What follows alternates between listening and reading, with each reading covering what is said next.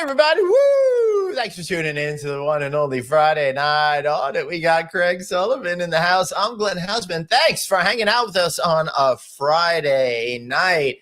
Craig, I'm still in denial about the fall, so I decided to hang out at the beach this week. And don't tell anybody that you're just down the street in Laguna Beach, okay? Don't tell them.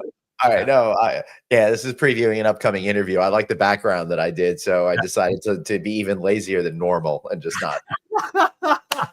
Well, you do have an excuse. You injured yourself. I did. I did on 3 Minute Thursdays.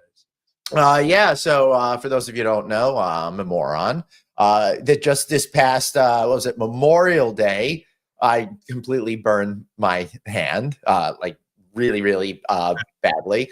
I got the pain meds down the hallway over there to prove it, which actually glad I saved them because this time trying to be clever so I did not fall down the stairs, engineered a fall, and then hit my fucking ass. Oh, I should not have probably said that. I should have said those words together. Now we're almost 2 minutes in. It's good. All right, we have more than 8 seconds. We're fine. So boom, right back on my ass. And I'm like, this is gonna be a good one. Haven't been able to sit since Monday. It's now Friday. Good thing I do these broadcasts standing up.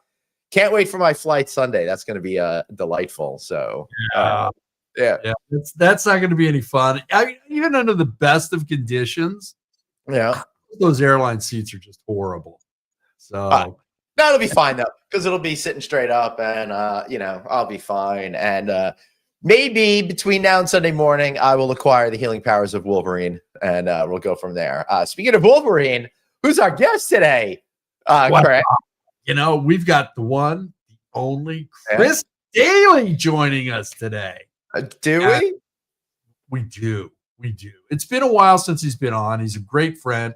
You, Bruce Ford, were both in his wedding, so there's a bond there that is unshakable. And he's funny. He's just really funny. But right, let's not pump him up too much. There he is. Who's this guy you're talking about? How are you, Chris? Good. Glenn, I did not notice earlier in the chat room. Phenomenal T-shirt. Oh, you like this one? Yeah. Good Halloween one. It brings together Vegas, fish, and Halloween all in one. Yeah. Glenn, we went to that show together. Oh, yes, we did. What happened there? What happened there? I didn't do it. I was attempting to try and get you full with your shirt, and I was not successful. Which one was this? Oh, yes. Chris and I went to the show together, and I'm wearing it because Chris is on the show. There you go. Totally planned it. Glenn, did you do the math from yesterday's 3 Minute Thursday? How many times have you gone to fish, and how many times have you been in Vegas? Oh, that's true. I haven't done that. So, Chris, I've been to Vegas, I said, about 150 times, and maybe to about 200 fish shows, but Craig doesn't know. He doesn't think the math adds up. So he thinks we got to come up with some sort of solution here to figure out if I've seen more fish shows or had more Vegas trips. We actually started that conversation at one point, or at least in as much as I asked if what was it, Fish Tracker or Fish? Yeah, there's a website I was at for a while that I loaded them in, and that sort of thing. All right, so hold on. We have to do something here. Now, Chris is not a drinker, so he doesn't care, but I got to get to this.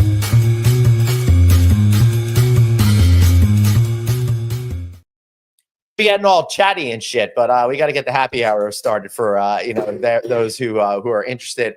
Hey, everybody, happy hour. We made it to the end of another great week. Hope you guys achieved something positive. Always moving forward, even though sometimes you fall flat on your ass and hurt yourself. So I've always been really super clumsy. It's just that I would bounce back, and now I don't heal as quickly. Well, at your advanced age, Glenn, it's hard to bounce back. You typically break. So yeah. Listen, I would have to say all three a little bit of a rough week. I don't think all of us were operating on full cylinder. So I had this stupid injury. Craig's got an ear infection or something like that going on. You've always got like a million situations happening down over here, so it's hard to keep track. I know what you did on Monday, so I saw that, and then you were running to an event, and Chris, I didn't get injured during the event, so that was pretty good. I figured that's a good win for the end of the week. That's a win. The chiropractor was pretty excited when he just saw me. Gotta love it. Gotta love it. Hey, Chris, I got a question for you. I Yes, put sir. this in the Knucklehead chat group, and I really thought that you would have been the first one to answer this. You being the Star Wars aficionado and knows everything and probably know more than Dave Filoni. You always throw me curveballs, and you always go so friggin' obscure that I'm like, God damn it, I didn't read the 3rd chapter of the 57th book in the Independent Universe. But yes, lay it on me. Lay it on me. This isn't that obscure. It's more opinion than anything else. There's some pretty good theories out there, but I really want your take on this. Who returned in Return of the Jedi? I did see that. I thought that was rhetorical. I thought it was Luke as the return of the good side or the light side. He was. But also, could it be more like metaphorical, like the return of the Jedi, like as an umbrella, like all the Jedi are going to be coming back? Could it mean that or something like that? We've only had 42 years to think about this, so that didn't happen. Mm-hmm. That didn't happen, though. No, but it could have. It could have. Now, happened. I'm leaning towards the theory that it was Anakin, and he returned to the good side when he put up his lightsaber to stop his son from slicing and dicing the Emperor. I think that's really a really nice one. I can go with that. I can get behind. I'm kind of liking that one. Yeah, I know. Super Zong Suzanne, I'm sure you probably thought about this in your entire ride back from Orlando. You didn't give me the chance to pregame that thought in my hour and 40-minute commute home. I was just trying to get through my audio. And actually, Craig didn't even answer the phone. I figured he would help buy me some time to stay awake, and I just oh my God, I didn't even know that you called. I must have had the ringer off. I'm sorry. See, what kind of friends are these? So is it? I don't know what's going on with Dave backstage or something. Do you want to come on, Dave? I don't know what's going on here. Can we bring you on, or should we just watch you drive? I don't know. Let's bring him on. It's totally your call. I mean, you now run the show. Well, you didn't really say what you wanted to do when you were like up, down, over the like. It's kind of making me a little nervous. You should, be afraid. Very afraid. Glenn, like, don't you have a phone mount on your dashboard? I think we should censor on David. He needs to be the focus of this. You could definitely do that. That's perfectly fine. I mean, I'm just going to keep looking forward because I'm sitting in traffic and I don't feel like getting into an accident. That would be nice. That is a plus. I mean, I'm only going 2 miles an hour, so it can't even really do much damage if I did. Someone just got pulled over. Someone just got pulled over behind me. I see the cop just pulled somebody over. Oh boy! So it's an adventurous day here driving west in the middle of New Jersey. What happened when they pulled over for speeding? They were going like 4 miles an hour or something. I honestly, they were doing 4, and the cop was there waiting for him. He said you're going way above flow of traffic. Okay. I'm actually pretty curious what he possibly could have been doing because there's really Did not he try much to make a left turn in Jersey, perhaps? No, that's punishable by death. Okay, so we have breaking news that's way more important than the guy that just got pulled over behind you. I'm Arnie sure it's has not. arrived 10 minutes after the hour. Welcome. He's early. Good to see you, Arnie. So, Love a good Arnie visit. yeah, Chris, how's life been for you over there? One of the things about you is you're very rarely seen out and about in the hospitality universe, but you're very influential behind the scenes. I just don't go to the 53 parties a night that you guys do.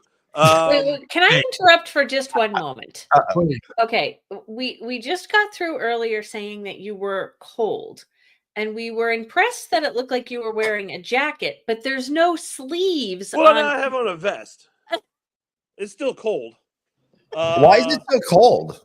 It turned up. So you're talking about me not doing anything. I was at a concert last night in DC.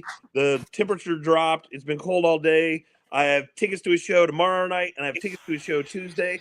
I'm just out hopping and bopping, man. You guys, you keep going to these boring after conference parties. I got shit to do, man. I got places to be. Yeah, you may say so, but how many like tiny bits of food on chopped little toothpicks have you eaten lately? I sat down. Craig, you and I were what? We were at the lodging conference. The last night of the not the last night. The last night I was there at lodging conference. Pool party. Okay, yeah. Did you guys get chocolate covered bacon at your conference? No. I would have left. What conference is this? Area. This is what we were provided last night. Oh my God! Why didn't it? I totally would have gone to the HFTP event today. I know that was going to be happening. Now, was it any good? I did not. The event or the bacon? I couldn't. I took a picture of it to just prove that was considered a snack and not a meal, so I can still expense dinner. So, oh my God, that's funny. Well, I'm intrigued. So, was it like cold bacon that they had dipped? Was it hot? How does this process work? It's got to be cold bacon. It was cold bacon, and they melted the chocolate in the pan on the table, and then they had maybe it was salt or caramel. I don't know. They had little round dots. So after they melted the chocolate and dipped the bacon, they dropped these little round balls on them. Nice. It's not a party until somebody drops little round balls on them. Yeah, that's really when the fun begins. Listen, it was a rave celebration, right? Our version of a rave is what? Right? What's your version of a rave? What's my version of a rave? Yeah. Big pants, glow sticks, a lot of ecstasy in the 90s. Okay, well, just add the glow sticks, take everything else out. But kids nowadays, they think a rave is just putting scarves over their head. So I did have a pashmina, so I was able to not only put the pashmina over my head, I had all the glow material. We were good. That's funny. Hey, Suzanne, you see that note there? Yeah. Goodbye, Craig. Bye. I was trying to get Amy in there. Hi, Amy. Hi, Amy.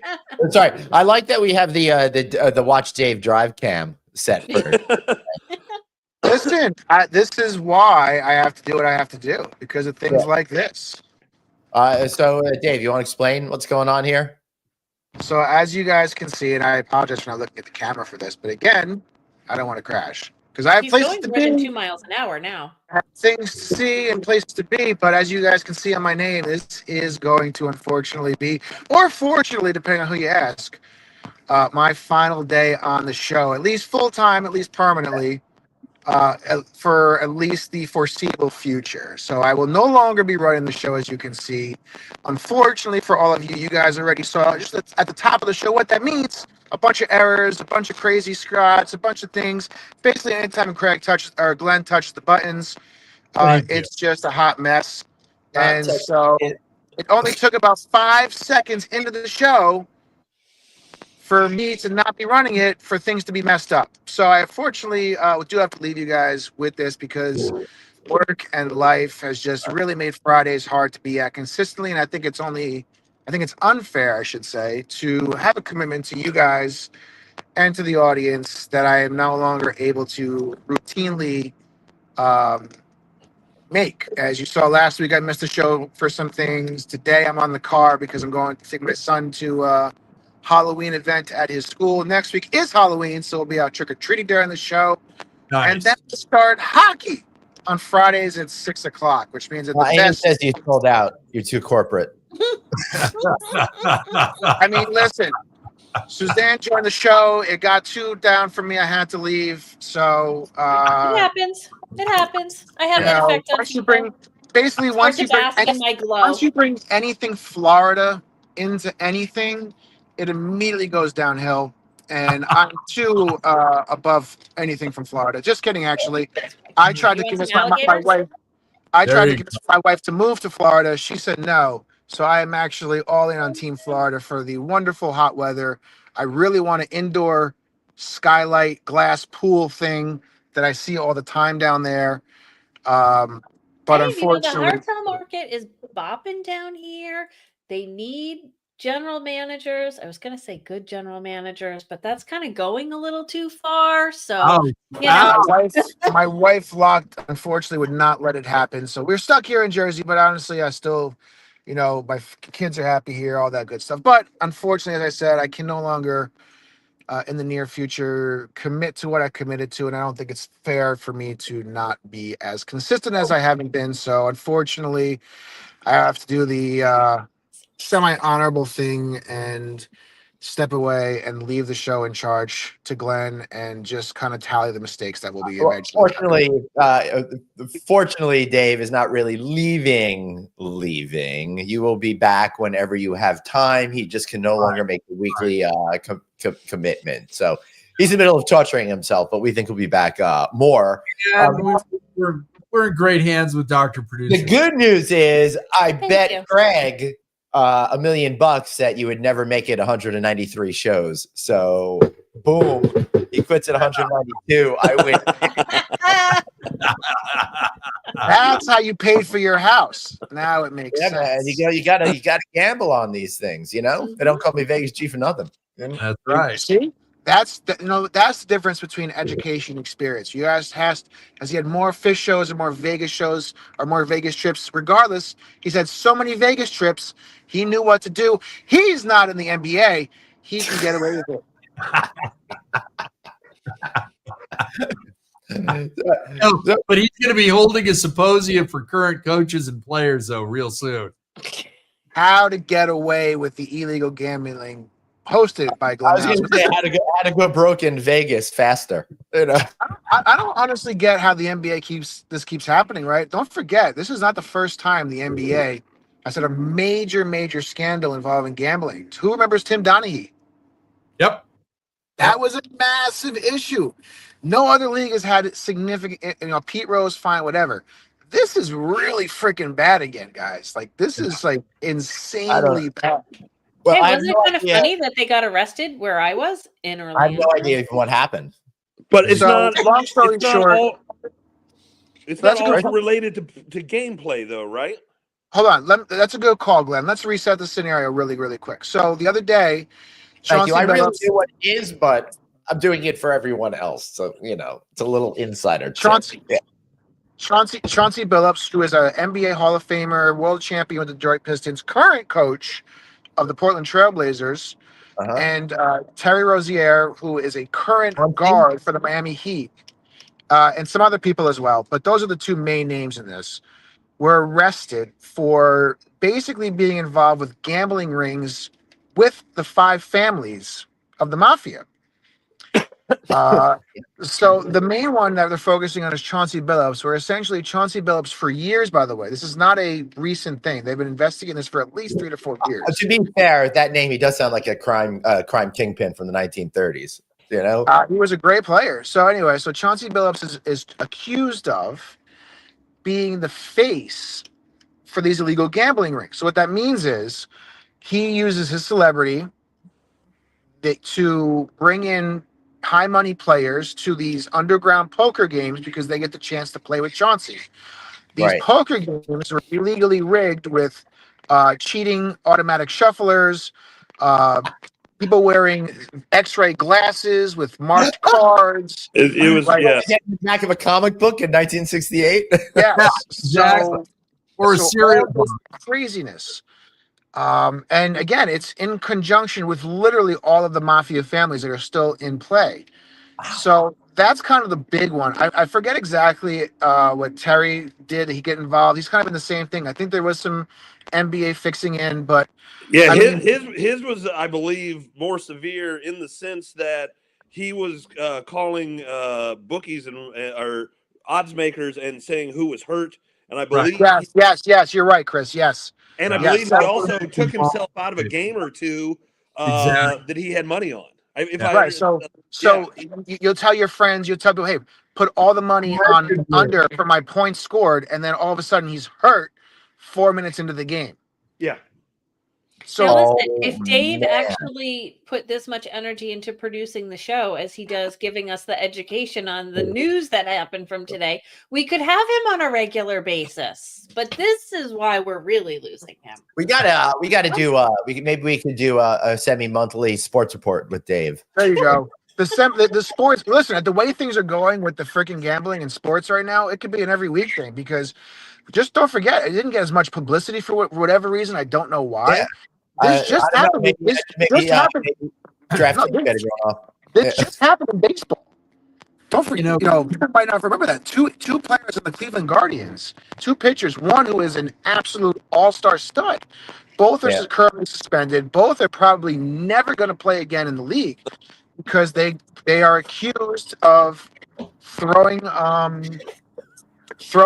pitches, putting bets down that the first pitch of their inning will be a ball, and then throwing a ball like 45 feet. It's honestly a big problem.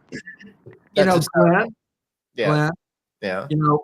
I sent you and David that pitch for you to have your own show, Judge G, the paternity show, where you can be slamming that gavel, telling people you're not the father, you dumb MFer, you are the father.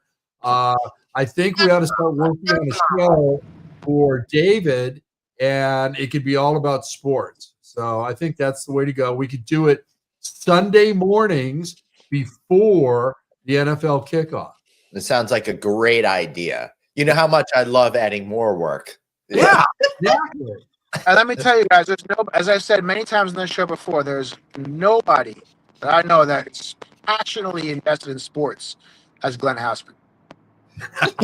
I mean, live it, breathe it.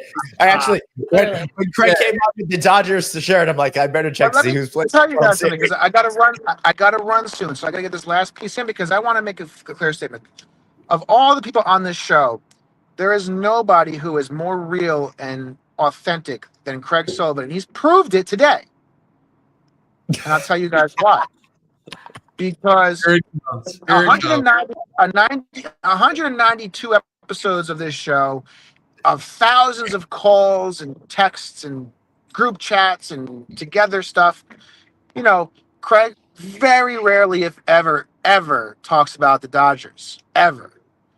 But today, because it's game one of the World Series, all of a sudden, we're decked out in our Dodgers gear. We're celebrating. We're texting. Let me tell you, he is nothing else. He is a true Dodger fan, a true LA fan. We don't come out until the end. We don't come out until they're doing good. Before that, who cares? We don't exist. Dave, I got some bad news for you. One of those production calls that we do every week? Yeah. The first hour of them is him talking about the Dodgers, and then we call you.